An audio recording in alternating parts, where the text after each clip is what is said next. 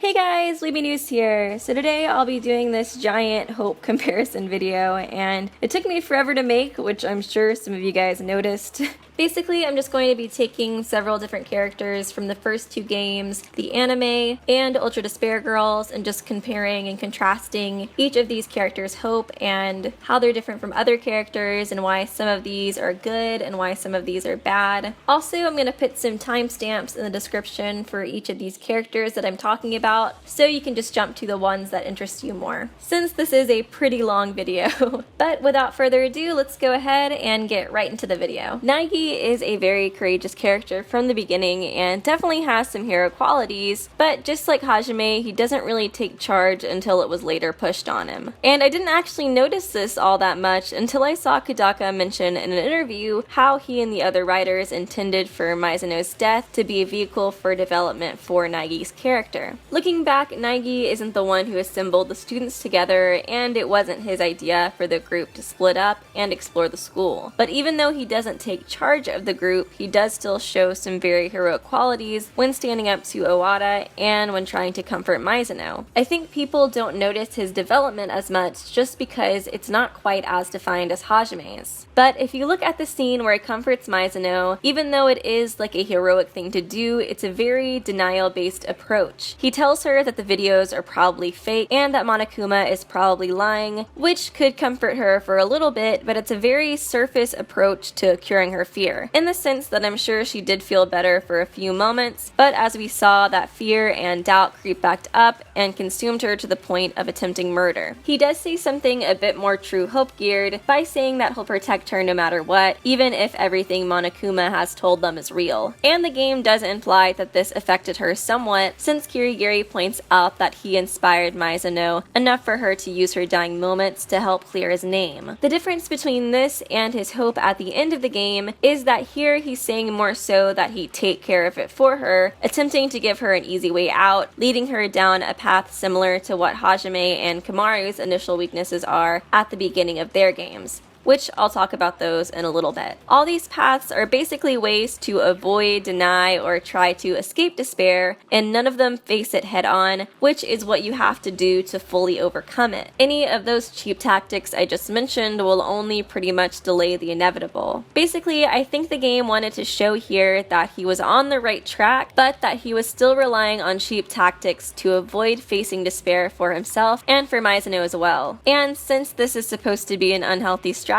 to combat despair with, the game punished this belief by showing Mizuno's fate. And the development here for Naegi's character is, as Kodaka states in that interview, that he had to learn to shoulder the deaths of both Leon and Mizuno. So essentially, he had to stop denying despair and instead use it as a vehicle to continually push towards hope. Naegi's weakness, like I said, was denial, and I think this is most likely from the fact that he's supposed to come from a totally normal background with a totally normal family where nothing goes really amazingly right or horribly wrong. In Makoto Naegi's worst day ever, it implies that this was the only outlandish event to ever happen in his life before attending Hope's Peak Academy. So I think Makoto's denial strategy for despair is based off the fact that he generally never had to deal with these incredulous situations, and that it just must not be real because it's just so unfamiliar to him. His hope to overcome this is acknowledging that despair and hope are both out there, and that you can't deny despair or dwell on it,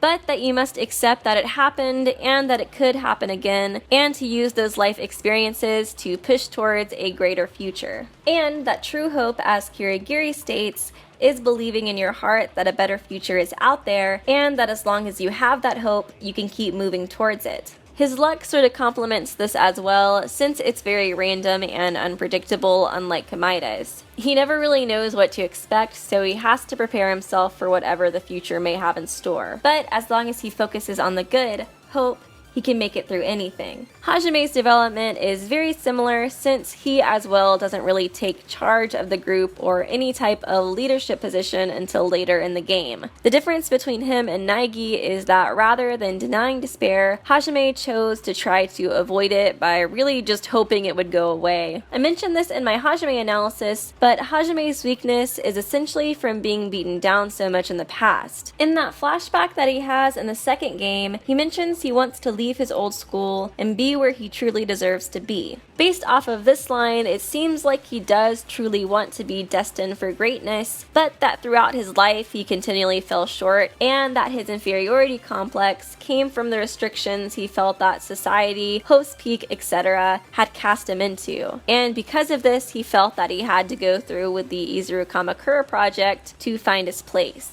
Since in the real world he felt trapped by the rules of Hope's Peak Academy and society in general more than likely, it makes sense that initially he would feel trapped and hopeless by the rules set by Monokuma in the Killing Game as well. The despair he felt in his life before was from feeling that he couldn't break out of these placements and stereotypes that had been cast upon him, so he didn't have enough hope and confidence within himself to be able to break past the rules of the Killing Game or to even see that future as an option. And of course, at the end of that game, his hope becomes overcoming that weakness. He learns that he doesn't have to play by Junko's or Hope's Peak Academy's unfair rules, and that he's free to create his own future. I think this is meant to show us that we too can have this freedom in our lives. A lot of times in life, it's easy to end up doing what you think your parents or your spouse or the world in general wants you to do, but at the end of the day, you yourself have that control over your own future, and as long as you have that hope and confidence within yourself, you can overcome any despair that comes your way. It seems like the games like to give the protagonist a type of weakness that could allow them to fall into despair, and then sort of themes the hope they use to overcome despair around their weakness. Which obviously makes sense because Kodaka even mentioned in an interview a while back that he chose to use the themes of hope and despair because they're polar opposites and because it allows him to sway his audience greater lengths. So having the protagonist's hope at the end of the series become the polar opposite of what they were before allows him to once again move us greater lengths emotionally, seeing that character overcome their biggest flaw. Now, I'd like to compare Naegi's hope to Munakata's a bit since that was such a large theme in the DR3 anime. Munakata finds Naegi's hope to be dangerous since Naegi isn't willing to completely destroy despair. At the end of the anime, we learn that Munakata's beliefs regarding despair are heavily inspired by Chisa. Because of this, you can notice that he and Junko have similar opinions regarding despair. Munakata mentions that despair is infectious, and Junko states that despair is contagious. This implies that they both believe it has the power to conquer and infect everything in its path. I think this was meant to show us just how poisonous Junko's outlook on despair can be. That regardless of your response to it, whether you want to fight it or use it to your advantage, if you give despair this much power in your mind, you'll eventually fall victim to it. And for Munakata, that's exactly what happened. He became so terrified by this idea of it being unstoppable and infectious that he became obsessed with destroying it at all costs, even if it took his own life or the lives of his comrades. Obviously, in Danganronpa 3, Munakata's beliefs regarding despair are entirely different than Naegi's. But if you look at Naegi's weaknesses at the beginning of Danganronpa 1, you'll see some similarities. Although both had the goal of obtaining hope, the paths they used to obtain it were fully focused on despair. I feel like for both of them, the fear of despair was controlling their actions. For Naegi, his initial reaction was to deny the reality of it, while Munakata's reaction was to destroy it. I think this, along with Kirigiri's death, is probably the reason why Naegi was able to relate with Munakata and pick him out of despair and show him the flaws in his hope. The flaws in Komaeda's hope logic is very similar too. I think he is also very driven by the fear of despair. The difference for him is that he attempts to control despair by using his luck cycle. In Komaeda's free time events, we learn that unlike Naegi, his luck cycle follows a very set and predictable plan. He has extreme bad luck, and then right after, he always has extremely good luck. This is a cycle he's experienced his whole life. And since his luck cycle is predictable, unlike Naegi's, he's able to know when hope is about to happen and when despair is about to occur. I mentioned this in my Komaeda analysis forever ago, but my theory regarding Komaeda is that he acts very similar to the cycle shown in OCD. He is obsessed with hope and lives in constant anxiety of what despair his luck might bring. I believe that when he was younger, the despair despair his bad luck brought was very upsetting to him, and that more than likely he felt responsible for the death of his parents, dog, etc., and that this is what caused that fear. So since he knows his own luck cycle, he attempts to control the despair that comes towards him and the rest of the students, since he believes his bad luck is inevitable. I think he probably sees himself as a martyr, making the tough decisions that he believes will help the group regardless of how they see him, and that his luck cycle gives him the ultimate power because he believes he's able to decide what despair comes. I'm running through this like very briefly here. If you'd like to hear my full theory on this, I'll link my Komaeda analysis video below. But based off of this, it can be interpreted that Komaeda is very much driven by the fear of despair as well. Similarly to Naegi's matured version of hope, he realizes that despair is inevitable, but since he knows exactly when good luck and bad luck will arrive because of his luck cycle, he lives in anxiety knowing when despair will happen next, and that he can decide which despair he deems is best for everyone. Unlike Naegi's matured outlook on hope, he still is very much like Munakata and is only focusing on the despair. Now, I'd like to cover Ultra Despair Girls a bit, since I haven't talked about it at all yet. In another episode, we see that the Warriors of Hope and the adults both claim to have hope for a better future. The children's dream is to create a perfect paradise for kids by killing all the adults, and the adults' dream is to regain the city by killing all of the kids. Like the characters mentioned before, they are all very driven by the fear of despair as well, but more than that, revenge is a very big factor too. Nagisa mentions to Komaru and Fukawa that there's always some evil in justice and always some good within evil.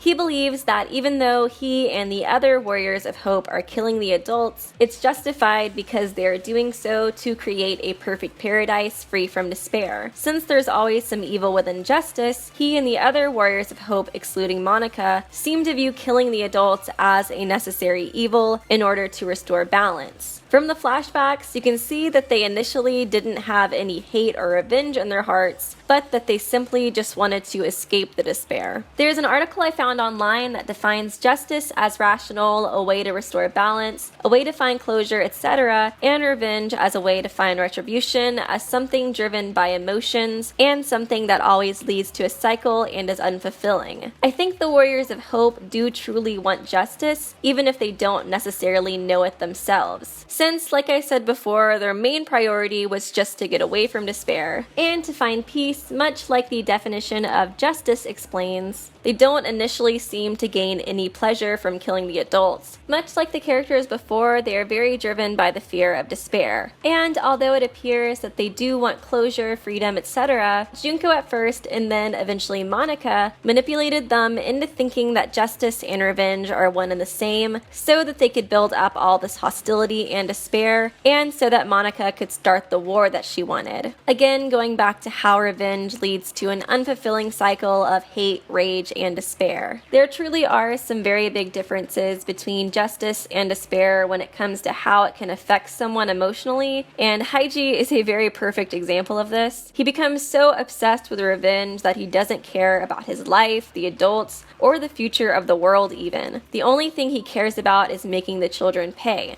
But going back to Junko's manipulation of the Warriors of Hope, it's kind of funny because there's a bit of a parallel between this and Komaru's influence on the adults. So the adults instinctively want revenge on the children for all that they've done to them, but Komaru wants justice and is trying to encourage them to pursue justice, although what they want is revenge. In the same way, the Warriors of Hope wanted justice, but Junko encouraged them to seek revenge. Although Junko was successful in convincing the children to seek revenge rather than justice, unlike Komaru where in the end it seemed the adults were still very set on revenge, I think this still sort of emphasizes just how thin the line between revenge and justice can be. With Komaru, I feel like her weakness is very similar to Hajime's, so much so that it took me a little while to figure out the exact difference between them. But basically, Komaru was very cowardly at the beginning of the game game. She was very hesitant to fight back because she felt that she was just a normal high school girl who couldn't do anything, and she really didn't want to be the one to do anything. She just wanted to give up and leave and have somebody else take care of it. Hajime, on the other hand, was just a lack of confidence. He wanted to be destined for greatness, but the world around him had convinced him that he was not. Komaru's hope revelation I'm a bit more iffy on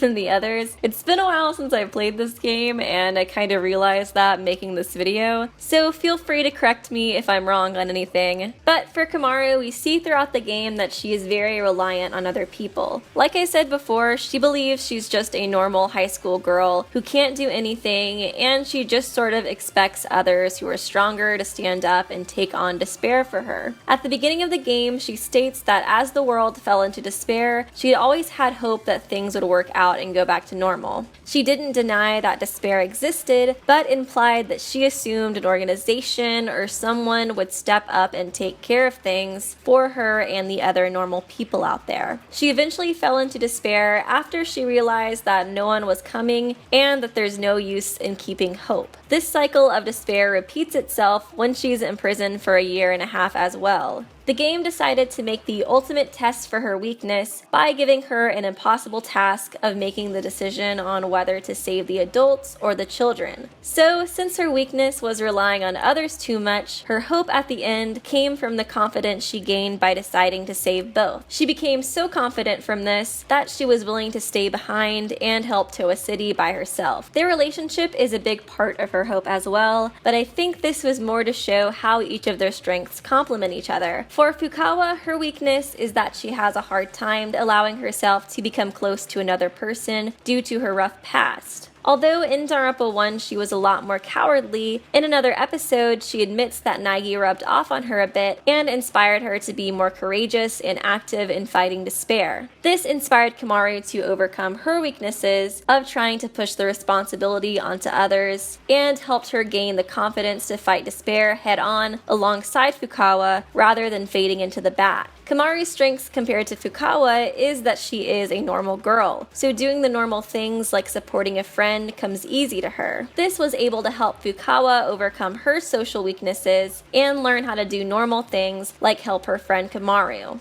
At the end of the game, we've seen them both become independent and that they're both willing to fight despair on their own, but we also see that they gain hope from helping each other out as well. Like I said before, both of their strengths and weaknesses are pretty opposite. I think this was meant to emphasize that fighting despair alone can be just as dangerous as solely trying to rely on others. They both eventually gain the confidence to fight despair on their own, but also both know that they can rely on each other to help out with the tasks that they're not strong enough to fight at that time. The notable thing here is that they're not using each other as a crutch or as an easy way out to avoid despair, but instead that they both help each other and learn from the other's strengths, and try to improve themselves through it. Evidence for this is how Komaru mentions that Fukawa has rubbed off on her at the end of another episode, and her decision to save both the adults and the children was more than likely inspired by Fukawa's decision to save both Komaru and Tagami. As for Fukawa, she mentions that she has a hard time doing the easier things like helping out a friend, which Komaru has mentioned previously is her strength. So what's the point? Overall, I'd say the themes of the games and the characters revolve around looking towards hope as your goal. If you focus on despair, whether it's loving it or hating it, you're going to be consumed by it and lose yourself. It's sort of a trend in the real world to see that the bad, cruel, sad, evil things that happen in life are all consuming and overpowering, that they're stronger than the good things that happen. The themes the games are trying to show is that the bad events that happen only really have as much power as you give it. If you only ever focus on the bad things that could happen or are happening right now, then you'll be consumed by the fear of it. You're much more miserable in life hiding away and worrying about what bad things could happen rather than entering the world and facing them, since facing these events are the only true way that you can regain your life and find happiness again. It's also something that you need to face yourself. It can be along someone like Komaru and Fukawa, but it's important to make sure that you're not just trying to pass the full weight of it onto someone else, hoping for an easy way out. Pushing the responsibility off of facing despair, what like Naegi wanted to do for Mizuno, will just give the idea of it more power, which is why it's so important to face it head on. But in the same regard, you shouldn't feel that you have to face it alone. And if you're struggling through something that you find is just too difficult for you to handle on your own, it's healthy to reach out to others and overcome these obstacles together. Fighting despair with more despair is of course bad also because it's a cycle you'll never be fulfilled by or find peace through, since you're focusing so hard on the emotions that led you to despair in the first place. If anything, it just makes your despair worse. I mean, look at Hajime. Justice and hope go along side by side since they both deal with coming to terms with despair and finding peace. It's very much about overcoming despair rather than dwelling on it. I really love the themes in these games. I feel like they're very simple concepts, but that they're very easy to overlook or forget about while going through your daily life. At least for me anyways. But anyways, this will conclude the video. I hope you guys enjoyed. Let me know what your thoughts and opinions are below about each contrasting hope and maybe what you think the themes are if you have a different interpretation than I do. And also if these themes have any special meanings to you. For me, I personally relate very much to trying to hide away from despair and giving it a lot of power in my mind and almost having to come to the conclusions that the anxiety I build up thinking about what despair could lie in the future is so much worse than actually just going out into the world and accepting that it's out there and even just facing it in general, really. But as for the next video, a lot of you guys seem to want me to do a what if video, and I'm really interested in doing that. I'm kind of nervous though. I've just never tried a video like that, so let me know if there's any scenarios you would like to see regarding that. Otherwise, I might do a character analysis video next, or the Ultra Despair Girls trivia video. But please let me know if you did enjoy this video, and if seeing general analysis type videos like this, rather than just character analysis videos, does interest you. But anyways, I do hope you guys enjoyed the video, and I will see you real soon. Subscribe to Weeby News for more hope-filled videos.